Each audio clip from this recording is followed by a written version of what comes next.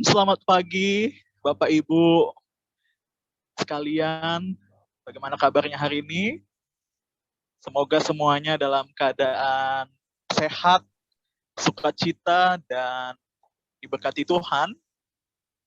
Bagaimana kabarnya Bapak Ibu ya? Semoga baik-baik semua ya. Hari ini kami guru-guru SMA Kasih Karunia bersyukur ya bisa menyapa dan berjumpa dengan Bapak Ibu serta siswa-siswi sekalian di Zoom kali ini. Ini merupakan kesempatan yang baik, di hari yang baik, kita untuk hari ini dapat bersama-sama mendengarkan pemaparan ataupun sosialisasi terkait kegiatan akhir tahun ya siswa-siswi kelas 12 di SMA Kasih Karunia. Jadi mari kita siapkan diri kita untuk kita dapat mengikuti kegiatan hari ini dengan baik. Dan adapun yang menjadi rangkaian kegiatan hari ini, saya akan bacakan untuk Bapak Ibu sekalian. Jadi pertama-tama, sebelum kita masuk ke pemaparan, kita akan mendengarkan renungan yang nanti akan dibawakan oleh Miss Ruth. Kemudian setelah kita mendengarkan renungan, kita akan menyanyikan lagu kebangsaan kita, Indonesia Raya. Setelah itu, kita juga akan mendengarkan sambutan dari kepala sekolah dan juga pemaparan dari beliau dan juga wakil kurikulum ya, yang akan membahas kegiatan ini. Kemudian nanti juga diberikan kesempatan bagi Bapak, Ibu, ataupun siswa-siswi sekalian yang bergabung di Zoom hari ini untuk menanyakan sesuatu yang mungkin belum jelas dan kami akan menjawabnya. Kemudian setelah tanya jawab ya, sesi tanya jawab Q&A, ada juga nanti warna sari. Kemudian nanti kegiatan ini akan ditutup juga dengan doa. Ya Bapak Ibu, kurang lebih demikian apa yang menjadi rangkaian kegiatan kita di Zoom kali ini. Dan langsung saja kita akan mendengarkan renungan pagi yang akan dibawakan oleh Miss Ruth. Ya, shalom Miss Ruth. Selamat pagi Miss Ruth. Ya, shalom. Ya, selamat pagi Miss Ruth. Silahkan saya serahkan mikrofon ini ke Miss ya. Silakan Miss.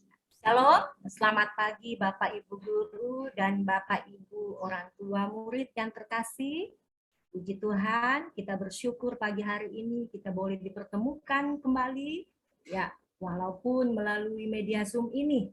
Sebelum kita memulai kegiatan sosialisasi akhir tahun anak-anak kita, mari kita bersama-sama membawa hati kita kepada Tuhan untuk mendengarkan kebenaran firman Tuhan.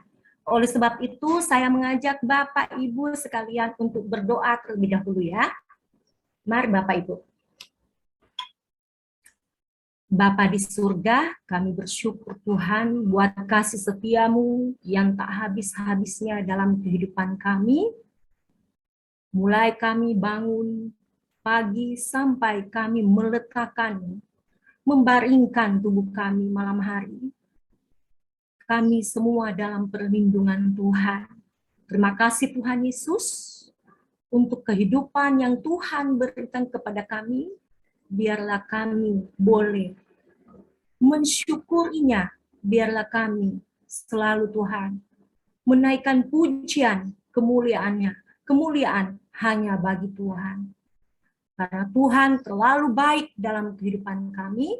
Karena kasih setia Tuhan tidak berkesudahan dalam kehidupan kami. Dan biarlah Tuhan dalam segala hal kami mengandalkan Tuhan. Dan Tuhan pagi hari ini Tuhan, sebelum kami melaksanakan kegiatan kami hari ini, biarlah kami mendengarkan, merenungkan, dan bahkan Tuhan kami rindu untuk menjadi pelaku firman-Mu Tuhan Yesus.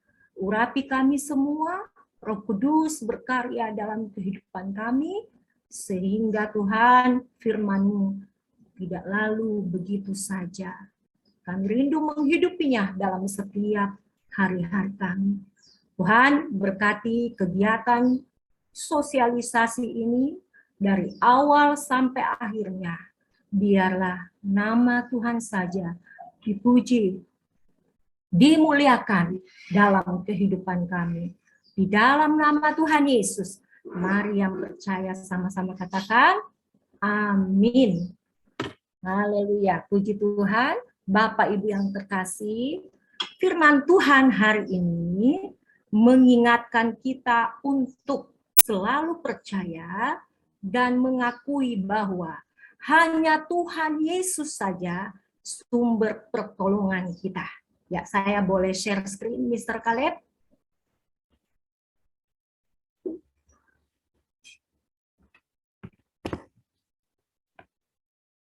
Ya, firman Tuhan, ayat firman Tuhan pagi hari ini terdapat di dalam kitab Injil Lukas, pasal 8 ayat 49b. Ya, demikian bunyi firman Tuhan. Anakmu sudah mati. Jangan lagi engkau menyusah-nyusahkan guru. Ya. Oke. Perkataan ini disampaikan oleh salah seorang anggota keluarga Yairus, yang dimana Yairus pada waktu itu adalah seorang kepala rumah ibadat. Ya, Yairus saat itu sedang mengalami pencobaan. Pencobaan apakah itu?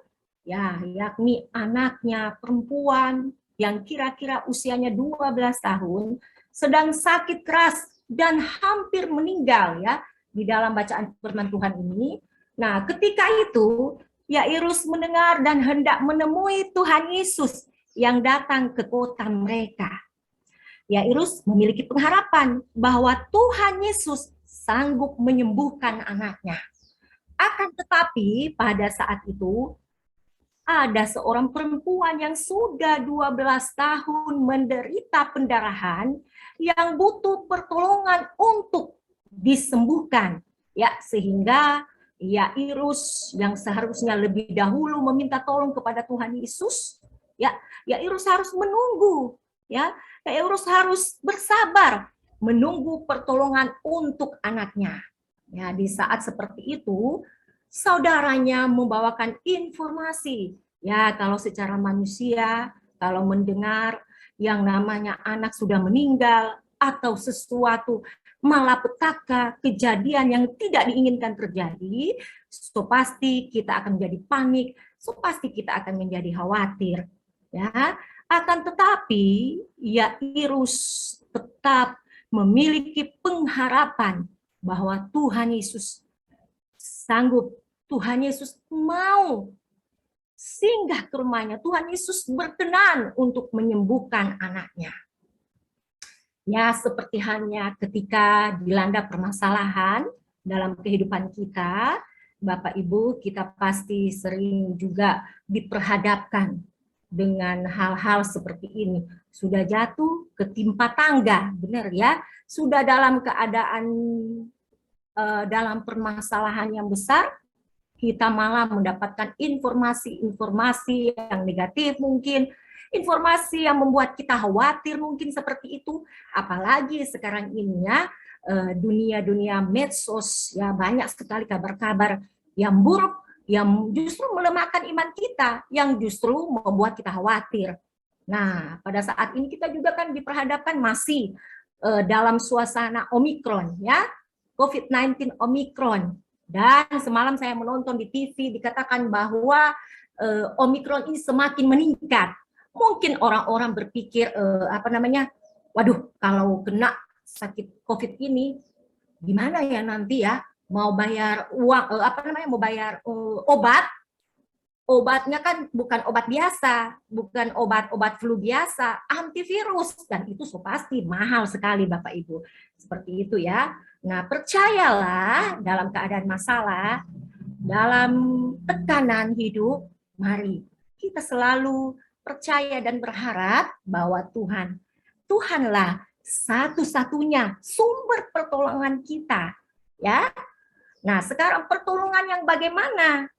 Ya, semua orang pasti mengharapkan pertolongan yang datang tepat pada waktunya, benar nggak?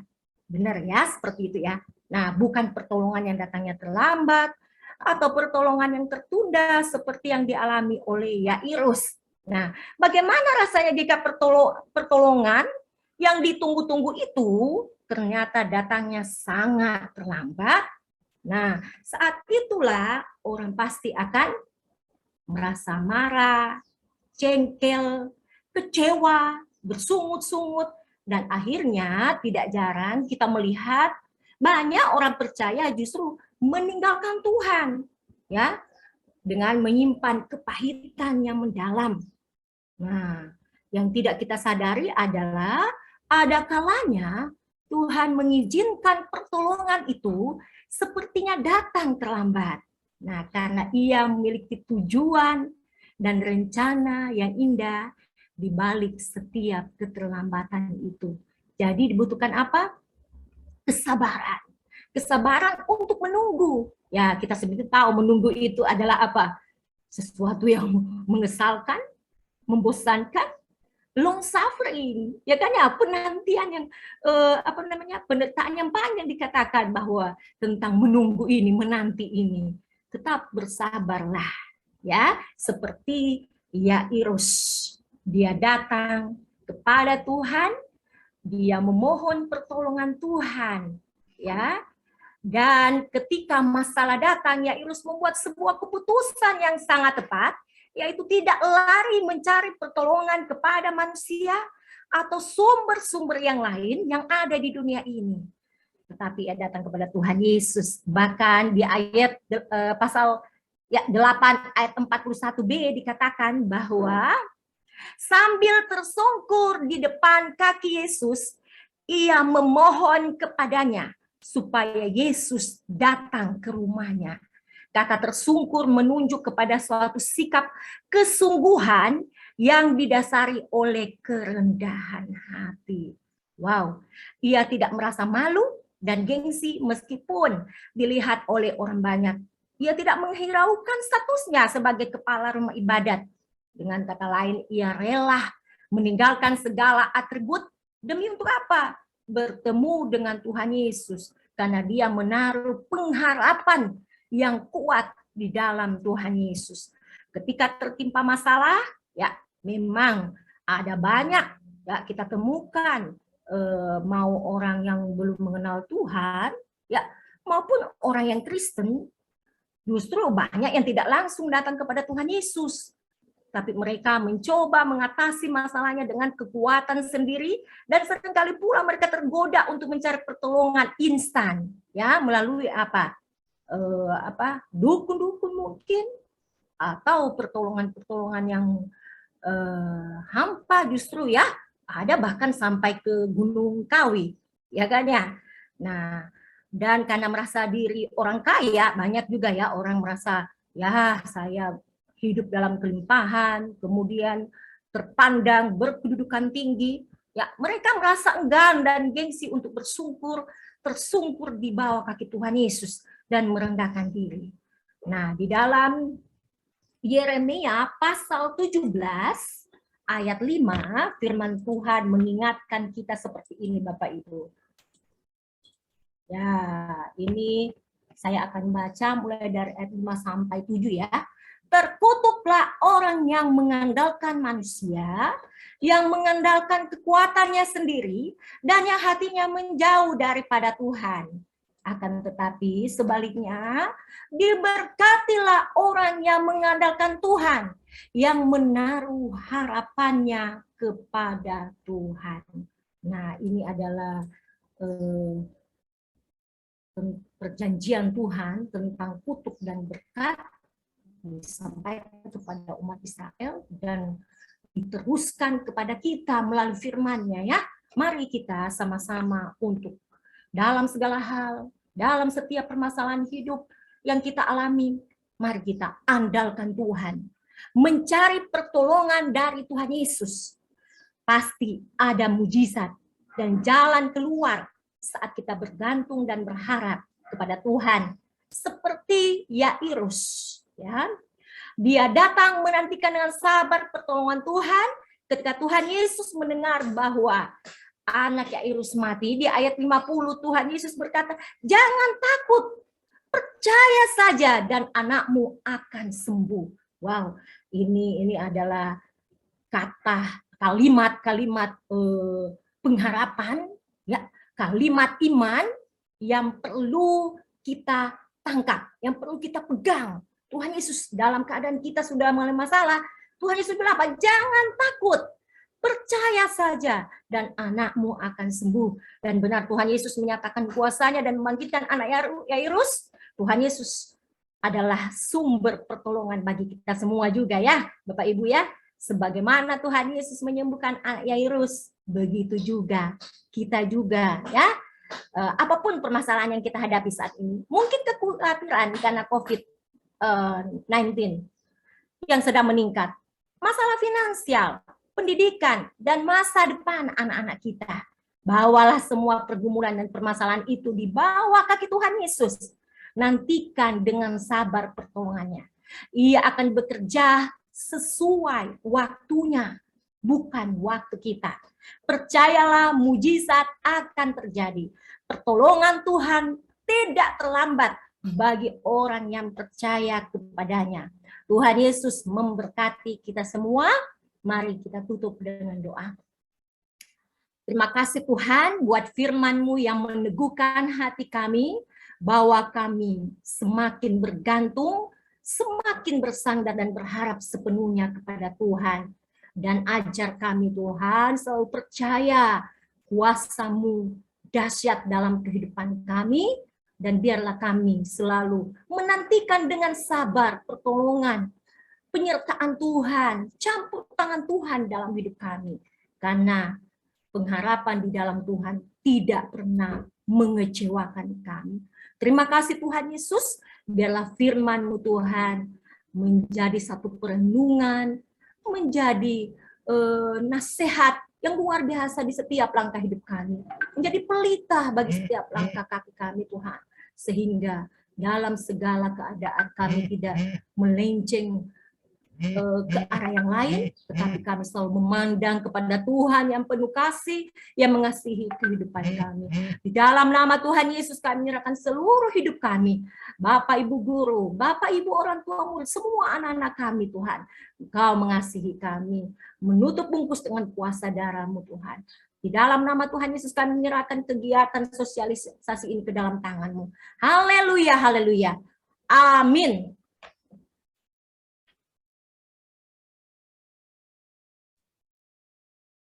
Ya, terima kasih Miss Ruth Kundimang ya, selaku guru agama Kristen di SMA Kasih Karunia yang sudah memberkati kita dan menguatkan kita dengan renungan pada pagi ini yang mengajarkan bahwa dalam keadaan sesulit apapun kita harus selalu mengandalkan dan mencari pertolongan Tuhan dalam kehidupan kita. Amin. Memang betul yang tadi Misut katakan, keadaan memang sangat sulit ya bagi kita semua dalam hari-hari ini. Tetapi kalau kita berserah kepada Tuhan, maka yakinlah bahwa Tuhanlah yang akan menolong kita dan memampukan kita melewati segala permasalahan. Amin. Terima kasih Miss Ruth. Tuhan Yesus memberkati. Baik Bapak Ibu, saya undang kita semua untuk berdiri. Kita akan menyanyikan lagu kebangsaan Indonesia Raya. Mari kita berdiri Bapak Ibu dengan sikap yang sempurna. Pak Kris, sebagai operator, saya minta tolong untuk memutarkan lagu kebangsaan ini.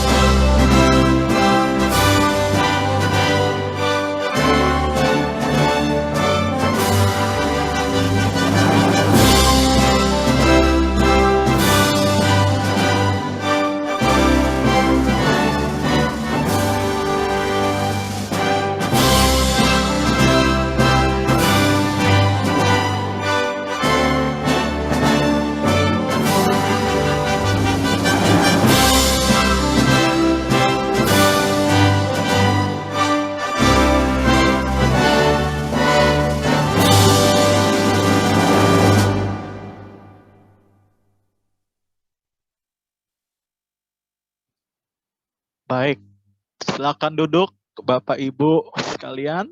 Terima kasih Mr. Christopher. Sekarang kita akan masuk ke inti kegiatan kita hari ini. Kita akan mendengarkan kata sambutan dari Kepala SMA Kasih Karunia, dan nanti kemudian akan dilanjutkan dengan pemaparan atau sosialisasi terkait kegiatan akhir tahun untuk siswa-siswi kelas 12. Kepada Mr. Tony Junior Huta Barat, Magister Pendidikan Kristen, saya persilahkan. Iya, terima kasih Bapak Ibu, suara saya kedengaran ya. Oke. Selamat pagi Bapak Ibu sekalian, Bapak Ibu guru, beserta dengan orang tua dan siswa kelas 12 SMA Kasih Karunia. Kita patut bersyukur pagi hari ini atas anugerah dan pertolongan Tuhan yang boleh menghantarkan kita sampai di tahun ini, dan khususnya buat anak-anak kita kelas 12 IPA dan IPS yang ada di SMA Kasih Karunia. Tidak terasa Bapak Ibu, 2,5 tahun rasanya anak-anak kita ini belajar secara PJJ oleh karena COVID-19. Dan juga bagi anak-anak sekalian tidak terasa tahun ini adalah tahun terakhir bagi kalian untuk sekolah. Dan dalam masa sekolah, khusus untuk SMA, kalian lebih banyak mengalaminya di rumah daripada di kelas itu sendiri. Pasti dalam keadaan seperti itu, kualitas pendidikan itu pun menurun. Sementara Bapak Ibu, mutu pendidikan yang tinggi diperlukan untuk mencapai dan menciptakan kehidupan yang cerdas, damai, terbuka, berdemokrasi, dan mampu bersaing di era revolusi industri 4.0, sehingga dapat meningkatkan kesejahteraan warga negara Indonesia.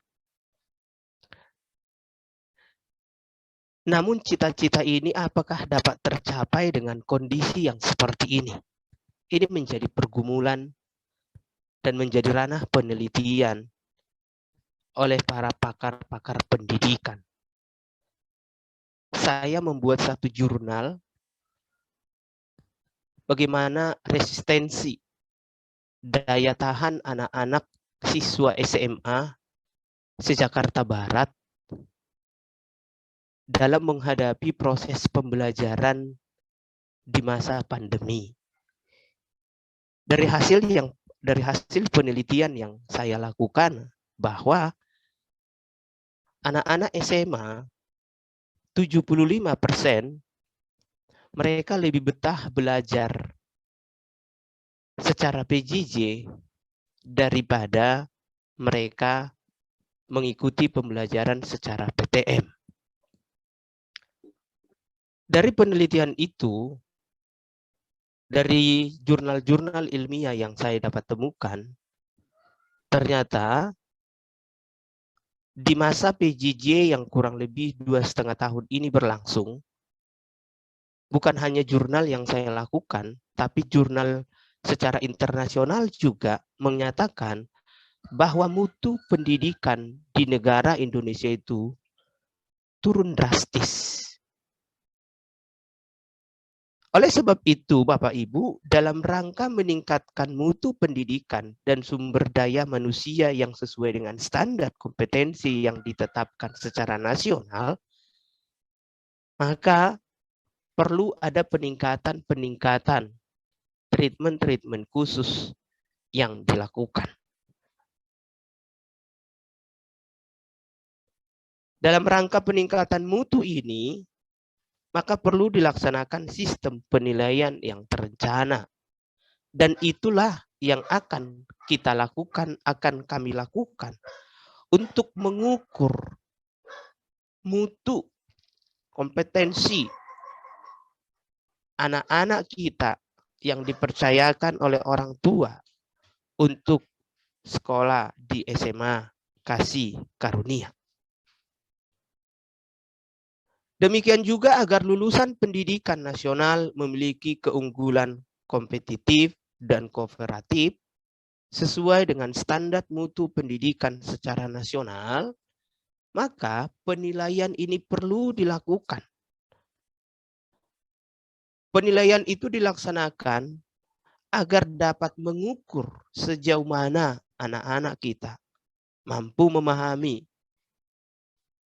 mencapai tujuan pembelajaran, mencapai standar kelulusan, mencapai kompetensi dasar, dan indikator-indikator pembelajaran yang disampaikan oleh Bapak Ibu guru di SMA Kasih Karunia. Karena kami tahu sistem penilaian yang baik dan terencana tersebut itu tidak lagi terpusat kepada nasional, tetapi itu berpusat kepada sekolah. Penyelenggaraan ujian akhir sekolah ini, rangkaian ujian ini sebagai upaya dalam memperdayakan sekolah sesuai dengan manajemen pendidikan yang berbasis sekolah. Yang lebih banyak memberikan wewenang pada sekolah dalam penyelenggaraan penilaian. Oleh sebab itu, Bapak Ibu sekalian, kami berharap sebagai penyelenggara satuan pendidikan, Bapak Ibu, orang tua untuk memberi support kepada anak-anak kita agar mereka bisa menyelesaikan dengan baik. Ketika saya menyelesaikan studi S2 saya membuat sebuah penelitian yaitu berupa tesis sebagai karya ilmiah untuk persyaratan kelulusan untuk S2. Saya membuat sebuah penelitian tentang pengaruh bimbingan orang tua dan lingkungan sekolah terhadap motivasi belajar siswa. Dalam penelitian itu dihasilkan bahwa bimbingan orang tua itu sangat berpengaruh secara signifikan untuk meningkatkan motivasi belajar siswa. Dan di variabel kedua, yaitu lingkungan, itu tidak terlalu berpengaruh secara signifikan. Karena kalau motivasi itu sudah diberikan oleh orang tua kepada anak, dimanapun anak itu sekolah, kondisi seperti apapun anak itu sekolah, itu tidak terlalu berpengaruh. Karena ternyata pengaruh dari bimbingan orang tua itulah yang paling berdampak, yang akan mampu membakar jiwa atau semangat anak-anak itu untuk belajar. Bimbingan itu merupakan apa? Indikator-indikator yang saya buat di dalam penelitian saya adalah indikator itu adalah salah satunya penyediaan alat-alat belajar dari anak itu sendiri. Selain bimbingan secara psikologis, ada juga secara bimbingan ekonomis, yaitu penyediaan alat-alat untuk anak-anak kita dapat belajar dengan baik. Berkaitan dengan kondisi kita saat ini, alat-alat belajar seperti apa yang paling dominan untuk dipergunakan oleh anak-anak kita. Mungkin sebelum COVID-19, buku tulis, alat-alat tulis, dan lain sebagainya itu sangat dominan. Tapi untuk saat agak ditinggalkan. Karena sudah tidak ada lagi sekarang siswa menulis atau gurunya mengajar disuruh ringkas ya halaman sekian sampai sekian. Sudah tidak seperti itu. Tetapi biasanya di masa pandemi sekarang, alat-alat elektronik, penunjang-penunjang pembelajaran itu sangat diperlukan oleh anak-anak kita. Terutama laptop. Kami sarankan anak itu belajar dengan menggunakan laptop, bukan memakai handphone atau HP atau ya yang lain sebagainya. Karena kalau pakai handphone itu terbatas. Salah satu tadi saya katakan indikator dari bimbingan orang tua itu adalah penyediaan.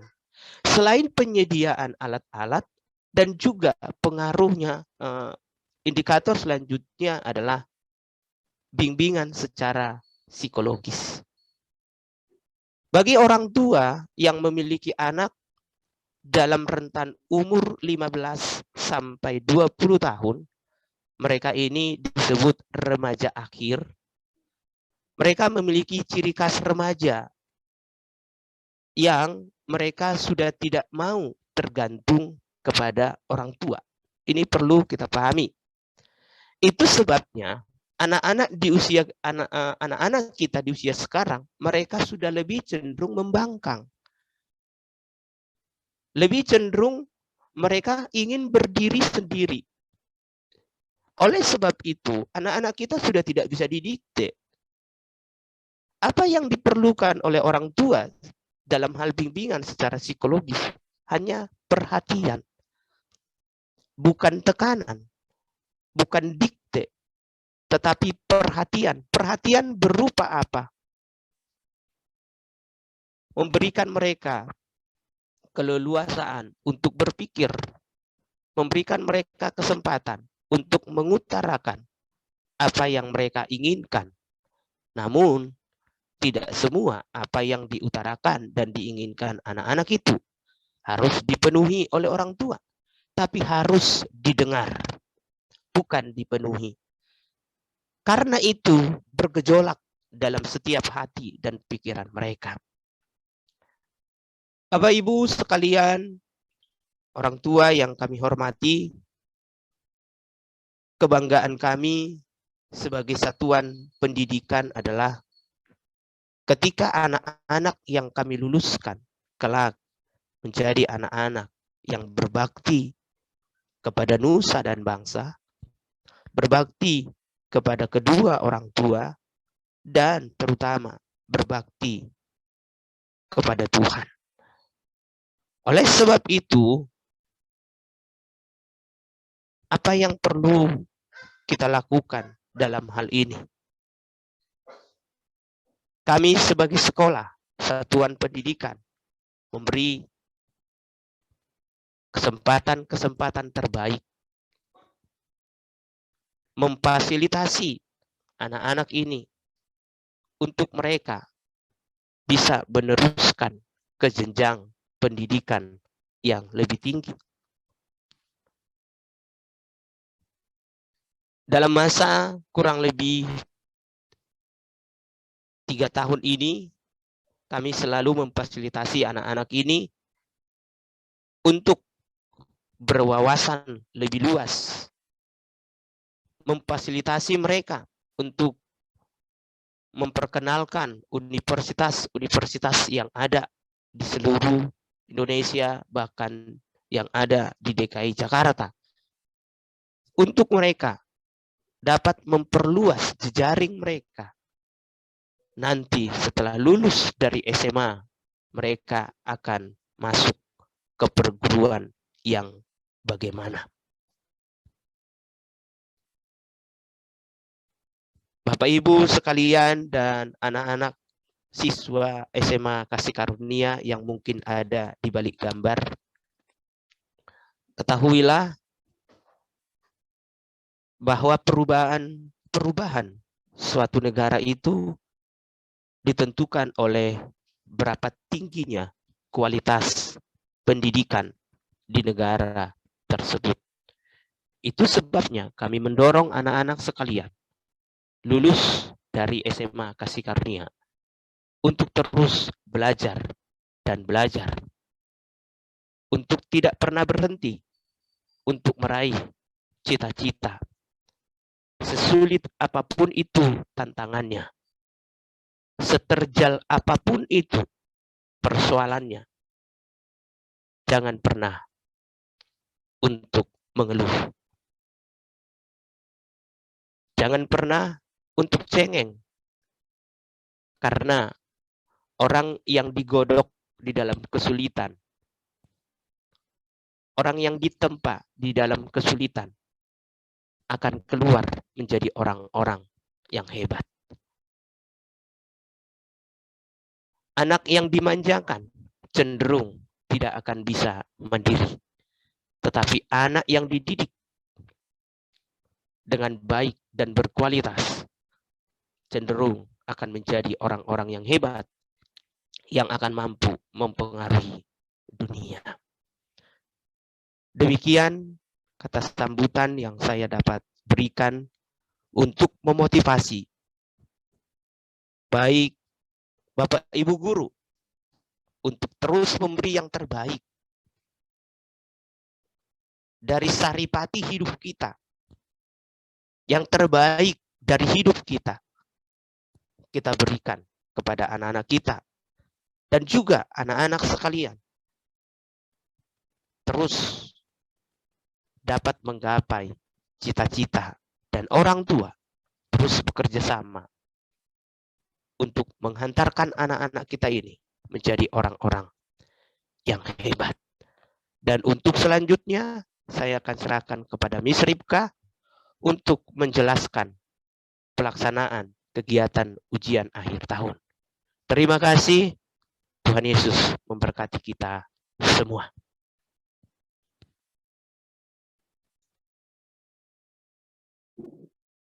Oke, selamat pagi Bapak Ibu Guru dan selamat pagi untuk Bapak Ibu wali atau orang tua yang mendampingi anak-anak, dan selamat pagi juga untuk anak-anakku sekalian.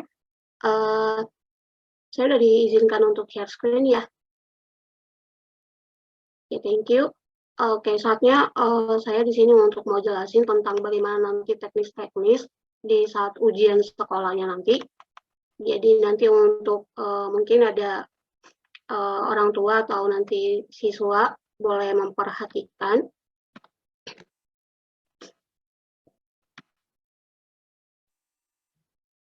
Oke, udah kelihatan ya screen saya.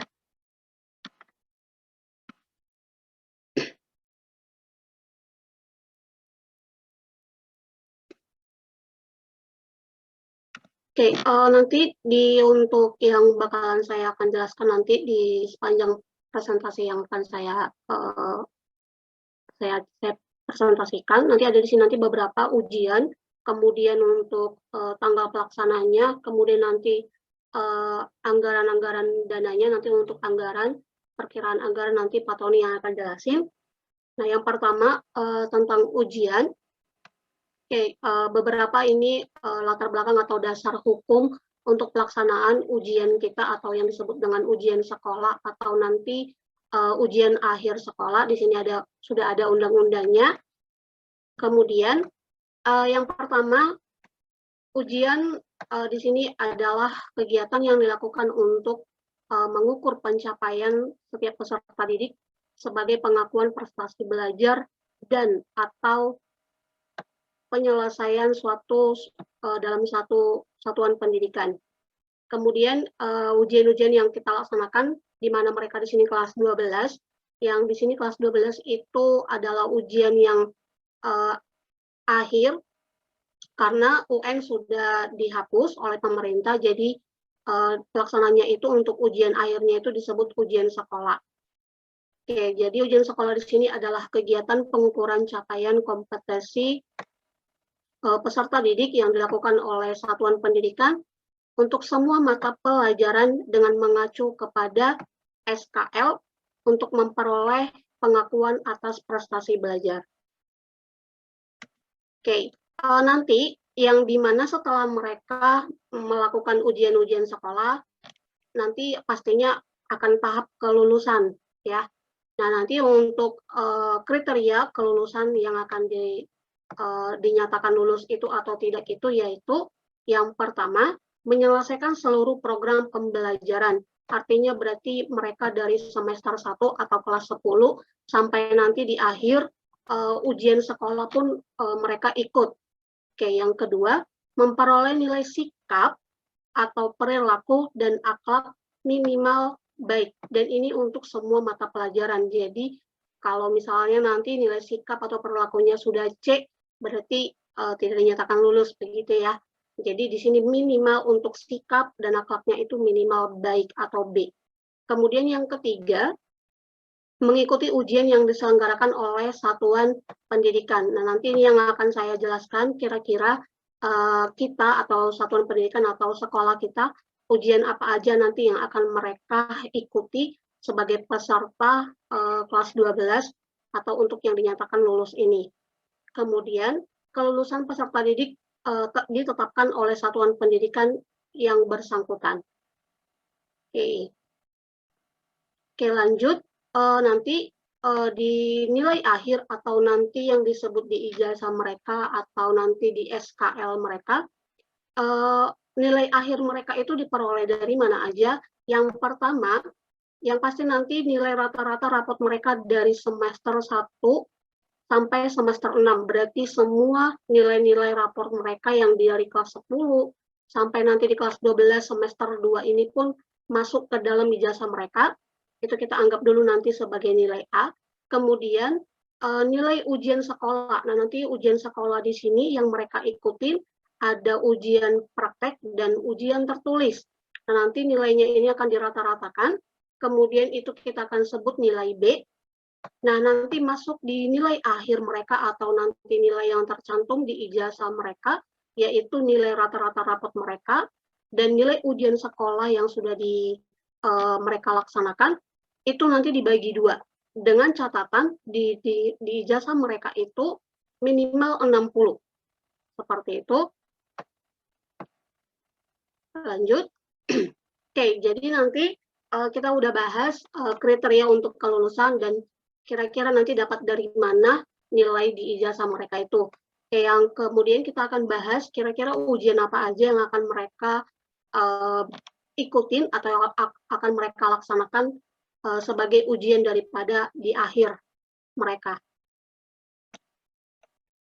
Oke, yang pertama ada nanti PAS, ini sudah biasa dari kelas 10 juga mereka sudah ikuti, yaitu penilaian akhir semester.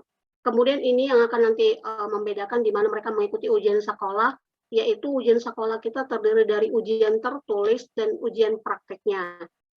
Oke, kemudian untuk rencana jadwal ujian akhir. Nah, ini mungkin untuk siswa-siswa boleh diperhatikan dan juga orang tua.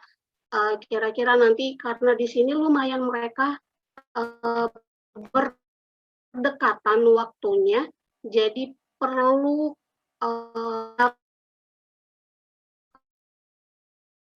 memanajemen waktunya dalam hal belajar, dalam hal mempersiapkan untuk mengikuti ujian ini. Oke, yang pertama sekali nanti mereka ikutin itu adalah PAS genap atau penilaian akhir semester genap, yang artinya ujian terakhir di kelas 12-nya, materi kelas 12-nya. Jadi disebut PAS genap, itu akan dilaksanakan di tanggal 21 Februari sampai tanggal 4 Maret 2022. Nanti posisi di sini kelas 10 dan kelas 11-nya itu PTS. Nah, mereka tidak ada PTS-nya, jadi langsung ke PAS. Nah, untuk teknisnya, kita masih rencanakan dalam keadaan atau tidak dari pemerintah terkait dengan PPKM, nanti akan diinfokan kembali selanjutnya, tapi yang pasti kita rencanakannya itu masih dalam keadaan offline. Oke, kemudian Oh ya, sebelumnya offline di sini dalam keadaan semi, jadi nanti ujiannya itu mereka masih dalam bentuk Google Form, hanya mereka bedanya tidak di sekolah tapi tidak di rumah tapi di sekolah mengerjakannya. Oke, kemudian setelah mereka selesai melaksanakan PAS genap di tanggal 14 Maret sampai 21 Maret 2022, mereka akan melakukan ujian sekolah yang praktik. Yang praktik di sini kalau diperhatikan dari sisi waktu, rentang waktunya, mereka hanya beda 10 hari untuk mempersiapkan ke praktik. Jadi diharapkan tetap sehat untuk anak-anak sekalian. Nah, kemudian untuk teknisnya kita masih tetap rencanakan dalam keadaan offline. Karena kita udah siapin misalnya kayak kimia dan biologi atau yang bagian IPA, lab kita udah siapin, jadi masih dalam keadaan offline kita rencanakannya ini, melihat lagi nanti kondisi dari Dinas Pendidikan terkait dengan situasi sekarang. Kemudian yang ketiga, ujian sekolah tertulis, saya kasih bintang karena di sini masih kita menunggu pos US dari Dinas Pendidikan. Tapi kita udah buat tanggal yang artinya ini berdasarkan dari kalender pendidikan Dinas Pendidikan yang sudah dikasih.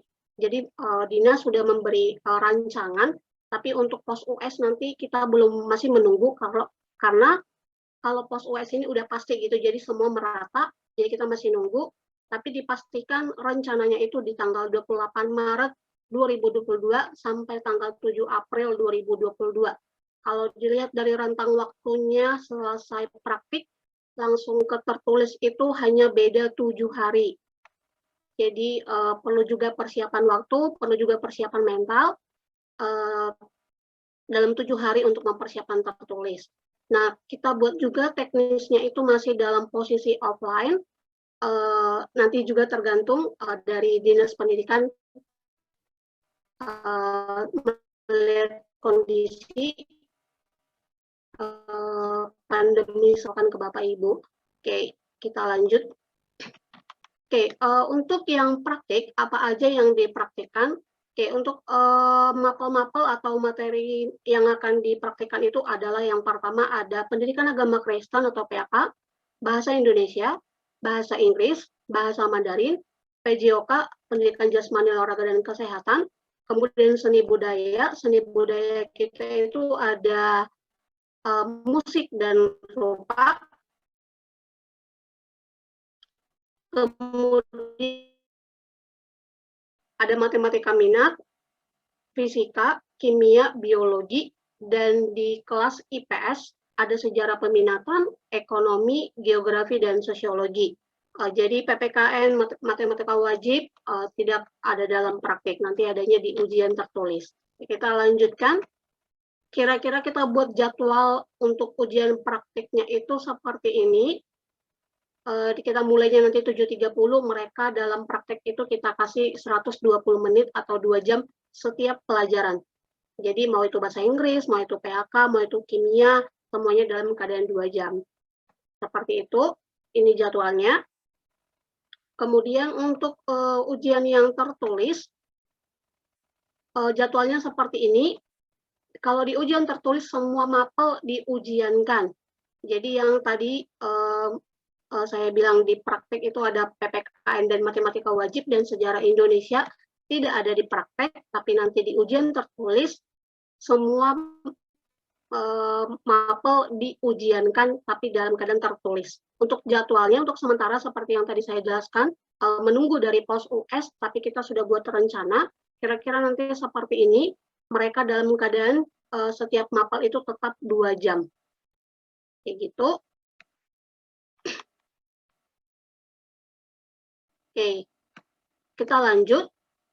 Setelah nanti mereka melaksanakan ujian tadi, ada ujian praktek dan ujian tertulis, itu dalam keadaan 1 bulan, kalau diperkirakan itu dari Maret, selesainya Maret juga, atau di April awal. Nah, nanti perkiraan kelulusannya itu di bulan Mei. Untuk tanggal pastinya belum ada, kita masih menunggu nanti dari jadwal dari Dinas Pendidikan. Tapi yang pasti itu akan selalu diperkirakan di bulan Mei. tapi itu tanggal pastinya belum ya Bapak Ibu. Oke, kita lanjut. Oke, jadi yang mau kita sampaikan di sini juga untuk mungkin bantuan dari orang tua, diharapkan kita sama-sama saling mendukung, saling support untuk anak-anak kita dalam pelaksanaan ujian sekolah ini. Jadi nanti yang pertama orang tua kita harap untuk memberi motivasi dan dukungan penuh kepada siswa kita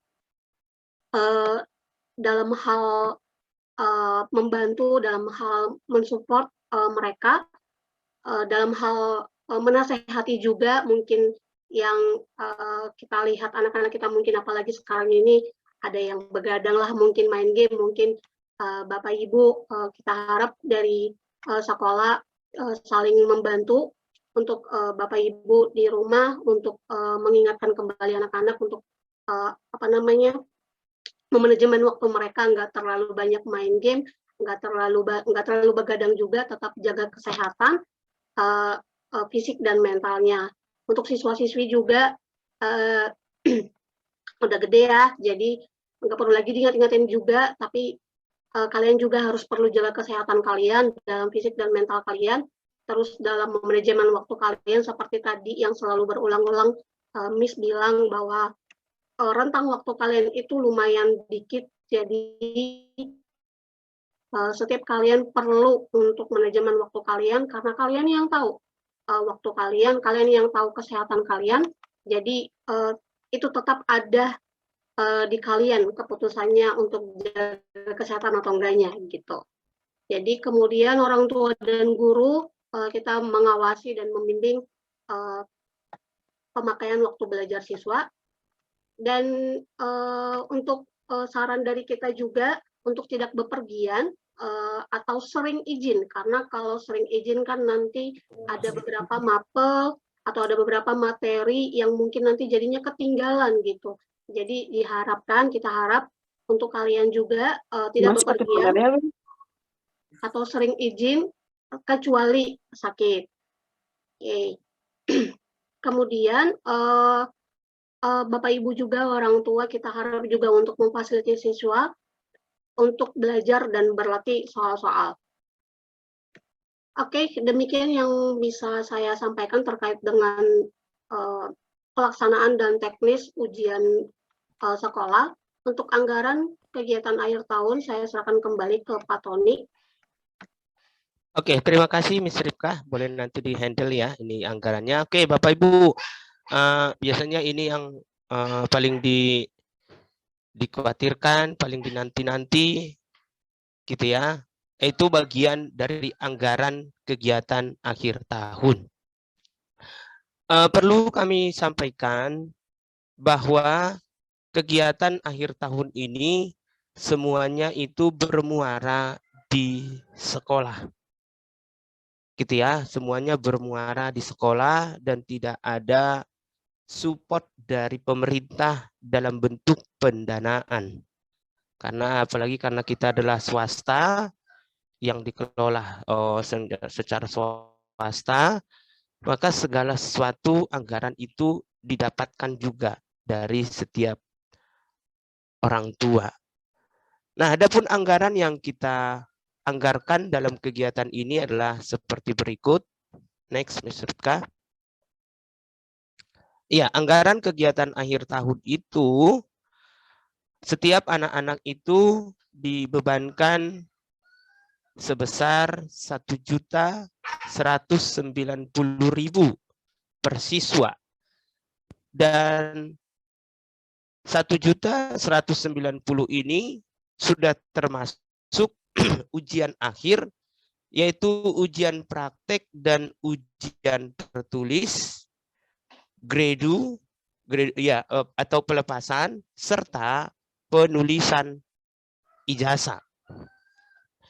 Nah, kenapa ini terlalu besar? Bapak Ibu, tadi sudah disampaikan di atas rangkaian kegiatan-kegiatan yang dilakukan seperti ujian praktek. Mungkin kalau ada anak-anak Bapak Ibu di samping Bapak Ibu, saya sudah jelaskan ini kepada mereka. Kalau ada ujian praktek itu, itu ya, pengawas itu hanya diberikan 20.000. Gitu ya. Sebenarnya ya kurang manusiawi juga kan gitu ya. Mereka mengawas, guru-guru saya mengawas selama ujian itu hanya dibayar 20.000 gitu. Kita tidak memakai pengawas dari luar. Kalau pengawas dari luar itu biasanya mereka itu dibayar 150 ribuan. Tapi sesuai dengan keputusan nanti dari pos UN, apakah nanti akan ada pertukaran pengawas, nanti akan ada info-info selanjutnya. Nah, ujian praktek dengan membutuhkan peralatan-peralatan dan bahan-bahan tertentu, ujian tertulis, gredu atau pelepasan, serta penulisan ijazah. Untuk itulah dana yang 1.190.000 ini akan dipergunakan. Adapun pembayaran bisa dicicil selama 2 kali, yaitu angsuran yang pertama tanggal 7 Februari tahun 2022, yaitu sebesar 600.000. Oleh sebab itu kami mohon kepada Bapak Ibu, di angsuran pertama ini untuk boleh dilaksanakan, karena dari angsuran inilah kami akan bisa bergerak membeli bahan-bahan yang akan dipakai dan untuk persiapan-persiapan konsumsi daripada setiap Bapak Ibu guru yang melaksanakan dan bertugas pada masa itu. Dan anggaran yang kedua adalah 7 Maret tahun 2022, yaitu sebesar 590.000.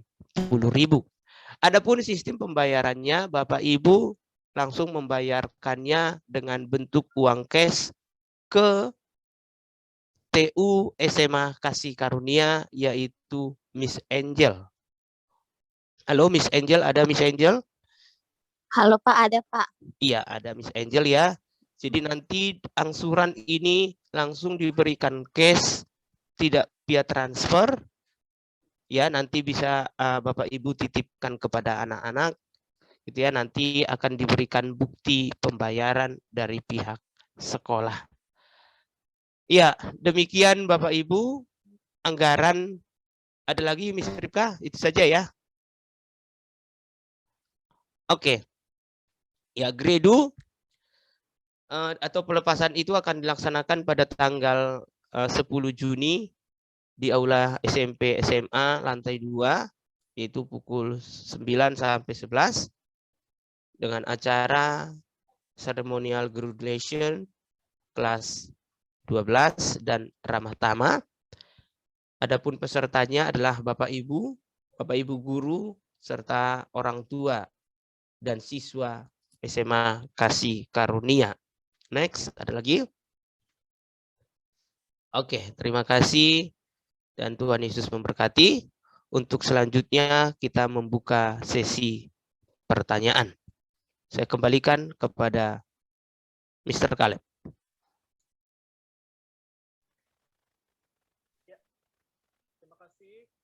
Mr. Tony selaku kepala sekolah dan Miss Ripka selaku Mr. Caleb suaranya.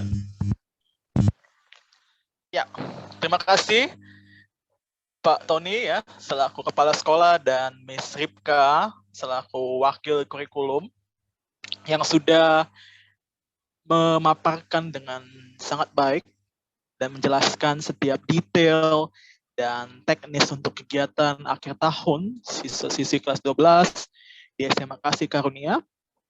Dan sekarang kami memberikan kesempatan kepada para orang tua atau wali untuk memberikan pertanyaan. Mungkin ada hal-hal yang kurang jelas atau butuh pemaparan lebih lanjut, kami persilahkan. Bapak Ibu bisa klik raise hand jika Anda ingin bertanya. Atau juga boleh chat ya di chat box dan menuliskan pertanyaan Anda di sana. Demikian Bapak Ibu. Kami persilahkan kepada Anda sekalian.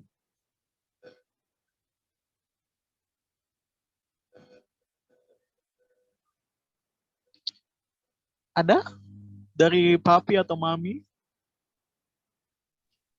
Selamat pagi, Pak. Ya, selamat pagi. Saya bukan mau tanya sih, cuma saya mau menanggapi aja yang sudah diberikan tadi, sudah sangat jelas.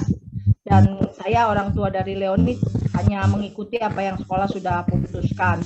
Hanya satu saya mau kasih, maksudnya mau menjelaskan kalau saya pribadi orang tua dari Leoni itu tidak keberatan untuk PTM atau PJJ. Jadi kami tidak pernah harus gitu loh, PTM atau PJJ. Jadi benar-benar kalau kami orang tua Leoni benar-benar mengikuti apa yang sekolah sudah putuskan gitu. Jadi supaya tidak ada miskomunikasi gitu. Kami tidak ada takut atau apapun. Ya udah, pokoknya ngikutin aja. Sekolah sudah berikan harus PTM ya PTM. Kalau harus di rumah ya di rumah. Itu sih yang tadi sudah dijelaskan. Saya udah dengar dan ya mengikuti apa yang harus dilakukan gitu. Itu aja sih tanggapan dari saya. Terima kasih ya Pak. Terima kasih Mami Leoni untuk tanggapannya. Terima kasih juga untuk kepercayaan dan dukungannya ya Mami kepada kami. Ada lagi Bapak Siang, Ibu? Pak. Ya, selamat siang. Ya, saya dari maminya Abigail. Saya juga sama ya Pak ya, dari maminya Leoni tadi mengatakan bahwa kalau kita dari orang tua tidak ada keberatan untuk setiap anak melakukan PJJ atau PTM. Nah, kalau memang kebijakan dari pemerintah itu bahwa tidak boleh ada PTM, kita ikuti. Tapi kalau memang diwajibkan untuk PTM, karena memang anak-anak itu udah pada gede sih ya Pak ya. Jadi kalau mereka tuh bisa dibilangin, bisa diedukasi, bahkan mungkin mereka juga lebih banyak sosial aja sih kalau di sekolah, seperti itu. Nah, kita support aja dari sekolah kalau memang ada kebijakan yang harus kita tanam, supaya mereka bisa PJJ atau PTM, kita sebagai orang tua support aja ya Pak. Thank you ya Pak, Miss. Terima kasih Mami Abigail untuk dukungannya ya.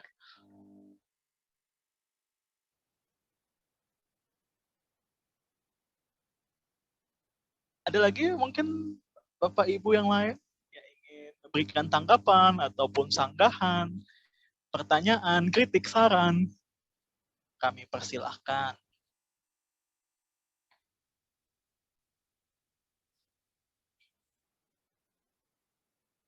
Serta nih, saya rasa ini orang tua sangat mendukung ya kegiatan ini ya, Sar ya. Iya, baik, thank you Mami. Saya sangat yakin sekali dan sangat bangga juga dengan orang tua siswa ini. Kalau mungkin diingat ya, saya masuk di SMA Kasih Karunia tahun 2016. Anak-anak ini mereka duduk di kelas 7. Jadi saya sudah mengikuti mereka ini. Yang satu angkatan dengan saya itu Miss Ripka. Itu ya Miss Ripka ya. Kalau Miss Ripka ingat ya, anak-anak kita yang ada sekarang ini, mereka ini kelas 7. Gak terasa sekarang mereka sudah SMA. Leoni di kelas 7 ya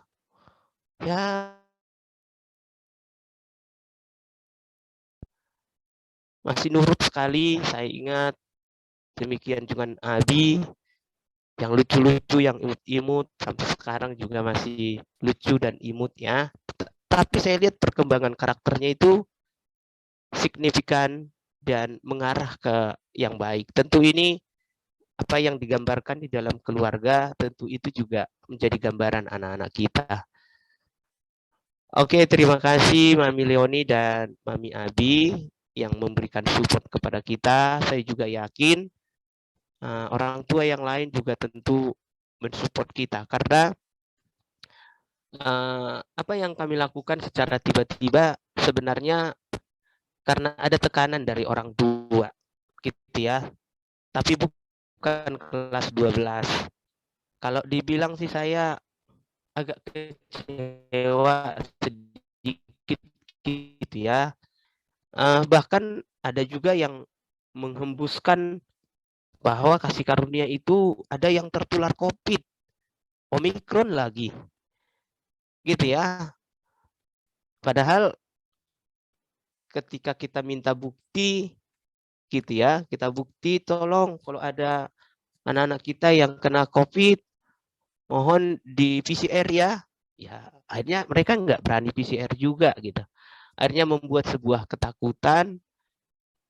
Sampai malam-malam juga saya masih tetap diteleponin, bagaimana ini Pak, dan bla bla.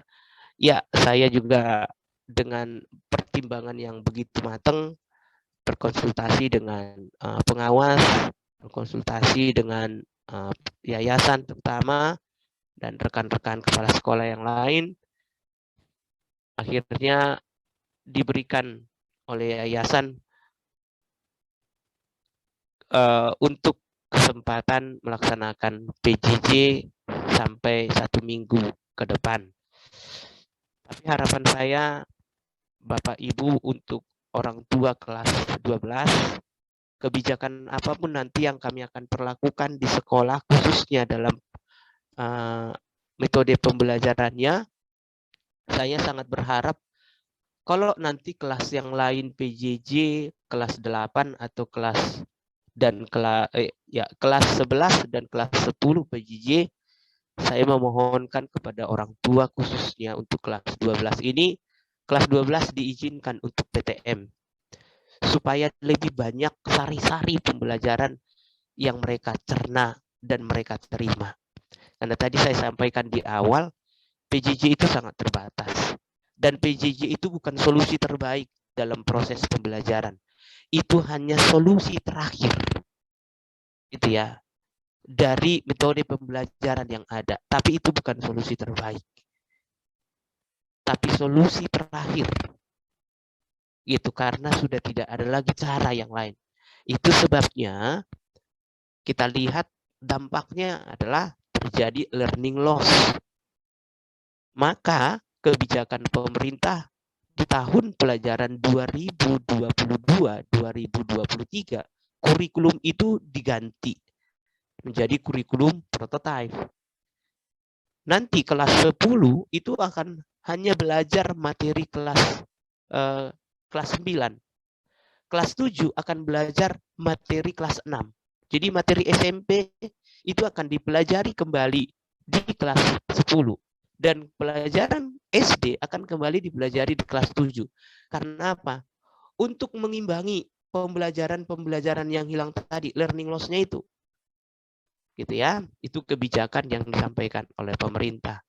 Saya berharap nih anak-anak sekalian, terutama yang tertarik untuk masuk ke negeri, kemarin Natasha, Willy, Abi, gitu ya, yang khusus untuk berjuang di negeri, yuk mari. Ini Bapak Ibu guru ini, mereka ini lulusan dari universitas terbaik. Ada dari UNJ, ada dari Unimed, ada dari Universitas Cendrawasih, itu ya. Semua ini dari universitas-universitas terkenal dan terbaik. Boleh berkonsultasi dengan mereka. Langkah-langkah apa, kebijakan-kebijakan apa. Bahkan sampai berseloroh kemarin saya bilang, ya kalau memang dapat jalur prestasi, ya nggak apa-apa, rapotnya kita sulap, kira-kira seperti itu. Kalau supaya bisa, rapotnya kita rubah, kira-kira seperti itu. Saking saya bersemangatnya ya, untuk anak-anak kita ini bisa masuk di negeri, ya, ada yang mau di UI, ada yang mau di UNJ atau lain sebagainya. Yuk, pasti kami memberikan yang terbaik buat anak-anak ini.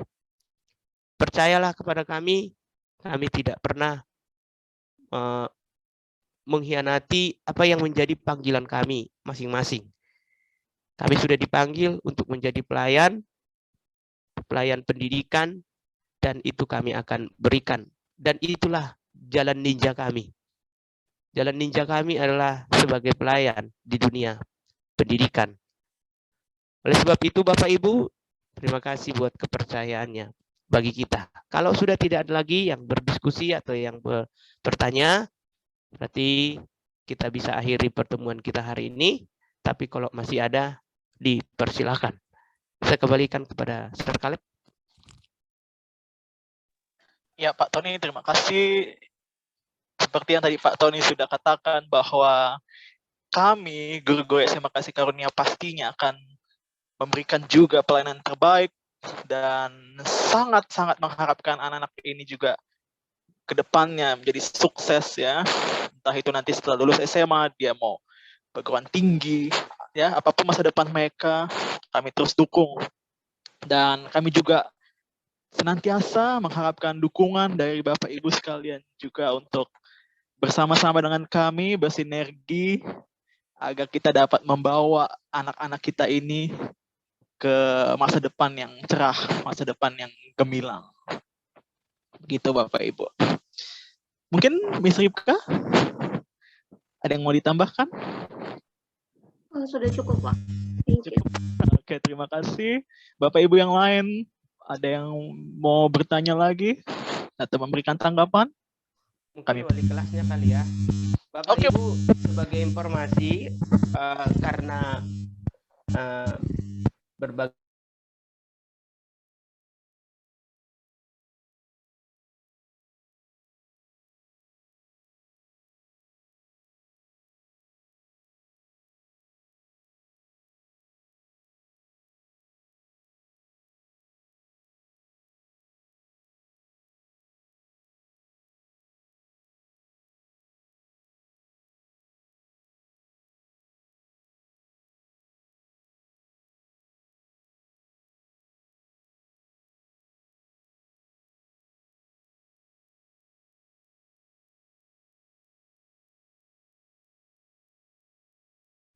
IPS, mungkin ada wejangan atau ada masukan. Hari ini dari IPA, dari IPS itu yang masuk hanya Vina dan Abi. Ada 2 orang yang tidak masuk, yaitu Grace dan Victoria. Gitu ya. Jadi nanti mohon rekaman ini diberikan kepada mereka untuk mereka bisa mengerti dan memahami apa yang kita sudah sampaikan. Tetapi secara aklamasi, karena yang masuk ini sudah ada 8 siswa, gitu ya, karena hanya ada 10, maka setiap keputusan-keputusan itu dianggap sah karena melebihi 50%. Demikian, mungkin ada tambahan dari wali kelasnya. Silahkan, saya atas nama wali kelas 12 IPA mengucapkan terima kasih. Ya, terima kasih juga saya sebagai wali kelas 12 IPS. Terima kasih buat Mami dari Vina dan juga Ebi yang sudah mau bergabung hari ini. Terima kasih Mams dan juga orang tua dari kelas 12 IPA. Terima kasih seluruhnya. Baik, terima kasih Bapak Ibu sekalian. Saya rasa kalau sudah tidak ada lagi, kita bisa tutup ya Pak Tony? Oke, mari kita tutup kegiatan pada hari ini. Dan untuk doa penutup, saya minta tolong kepada Bapak Martinus untuk memimpin kita dalam doa. Silakan, Sir. Ya, terima kasih, Sir Caleb, Papi Mami yang saya hormati.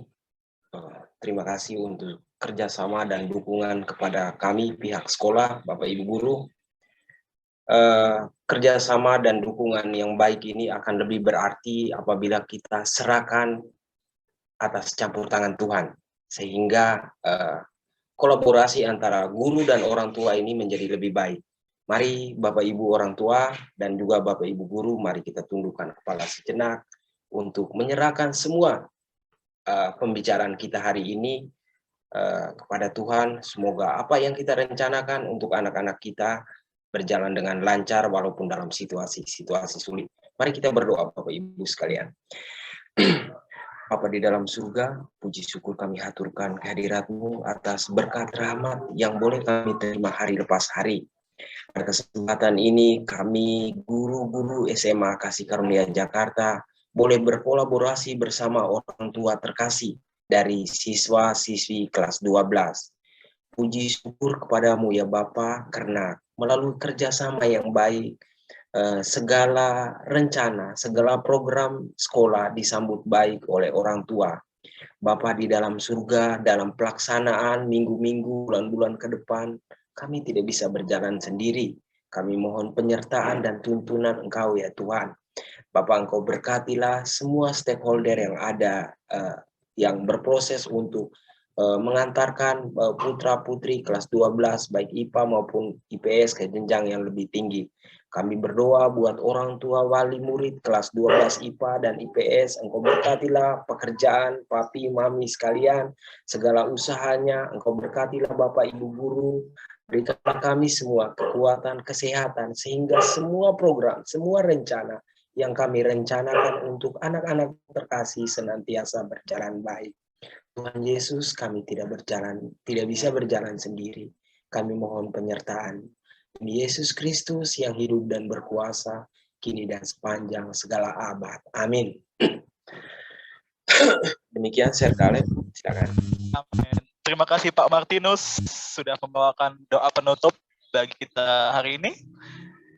Demikian Bapak Ibu, kita sudah sampai di penghujung acara pada pagi hari ini. Terima kasih untuk perhatian, dukungan, serta tanggapan yang Bapak Ibu berikan. Kiranya kita bisa doakan agar kegiatan-kegiatan ke depan dapat terlaksana dengan baik. Anak-anak kita juga dalam keadaan yang sehat, ya, tidak terpapar virus, tidak terpapar sakit penyakit, sehingga rangkaian kegiatan sampai kelulusan nanti, ya, juga dapat berjalan dengan baik. Terima kasih Bapak Ibu, sehat selalu, Tuhan berkati dalam pekerjaan dan pelayanan apapun yang Anda lakukan. Selamat pagi, Tuhan Yesus memberkati. Sampai jumpa Bapak Ibu.